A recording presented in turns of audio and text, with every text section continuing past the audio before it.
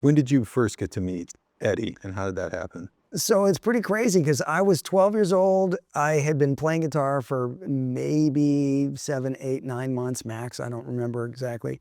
But I was listening only to Fair Warning and Van Halen 1. That was just on a loop. Like we switched from one to the other. Yeah, just going. And I was listening to some Ozzy Osbourne with Randy Rhoads, like Diary of a Madman and stuff like that. But one day, out of nowhere, the phone rang. Pick up the house line. And you don't know who it is, so my mom picks it up, and it's some guy purporting to be Edward Van Halen. I want this person to be Edward Van Halen because, you know, that's the coolest thing ever. And my dad ends up getting on the phone. They talk for a few minutes, and then 15 minutes later, he's at the house. Wow. So it was Eddie Van Halen, and he shows up at the house, and at the bottom of the staircase, there's some kind of lighting. So he's backlit. And he's coming up the stairs, and he's carrying a guitar, and it's not in a case, it's just he's holding the guitar. And for me, it was like he was backlit with a smoke machine and like slow motion. Yeah. And you know, and Mean Streets is already playing, you know, so he's walking up the steps, and it turns out he's in the Women and Children First jumpsuit, you know, and he's got this guitar. And it's a Kramer guitar before he was talking about endorsing Kramer. So there's a piece of tape over the headstock logo. And it's a purple guitar with 2 humbuckers in it. And without even really getting into the hi, how are you kind of stuff, it's like, okay, play Eruption. You know, because it was this amazing moment of, here's this guy that I've heard so much, never seen up close. When you see how somebody really does what they do, where they play it, what strings they're playing it on, like that was burned into my mind. There was no way I would ever forget exactly what he played. That was just the coolest experience until the next coolest experience that came, you know, a few weeks later. Check this thing out. This right here, this is gonna blow your mind, I'm guessing, because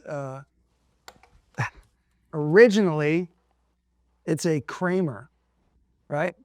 So 12-year-old me was playing in a talent show at my school. I don't know exactly how this happened because I had nothing to do with arranging this, but Edward Van Halen came to my sound check. Right? I'm playing Runnin With the Devil with my 12-year-old buddies, right? I'm not only playing one chord wrong, but my guitar's not staying in tune. And so Ed drives home, comes back with this guitar, which originally was, you can see this like cream color that's kind of in here. It was cream colored with an orange lightning bolt, like Shazam. He brings that guitar back and he puts it on me. He says, "You're playing it wrong." And he stands behind me. And so the guitar's on me like it is now. He stands behind me. He counts it off with the kids. And he does the pick slide, the whole thing. It was the craziest experience. Now this is before MTV or anything. Like, you would have never known what rock stars looked like or sounded like unless you met them in this situation. You would only have pictures from magazines or what was on the album. After the show, the next day, you know, I called him and thanked him, and I said, "Hey, you know, if you want to come grab the guitar, oh no, you can keep that guitar."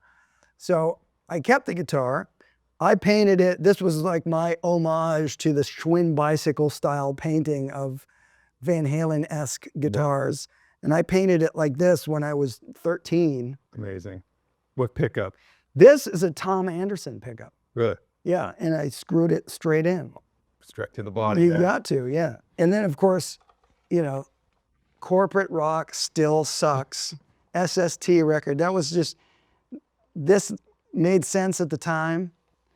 Probably still makes sense now. Yeah. Yeah. Do you have any like really special memory since his passing that keeps coming up to you that kind of how you remember? Well, the thing about Ed, he was the first person that called me when my dad died. You know, it's emotional because when you have, I mean, it doesn't matter who it is, when you have friends that step up and do something for you, it matters. No. But it was unexpected that it would be him who would call me first at like 5:15 in the morning. And he's like, "Hey, you know, what can I do? He was a guy that was inspired in the moment, and he would just go for something. If it had to happen right then, he would just do it, you know? But I think that's an amazing quality, and that's something that I actually, you know, I learned from that myself as well, because, you know, if you're inspired and you can see, like, you can get from point A to point B, and it's like, it's exactly the thing you need to do, why waste time? Why not just do it right now?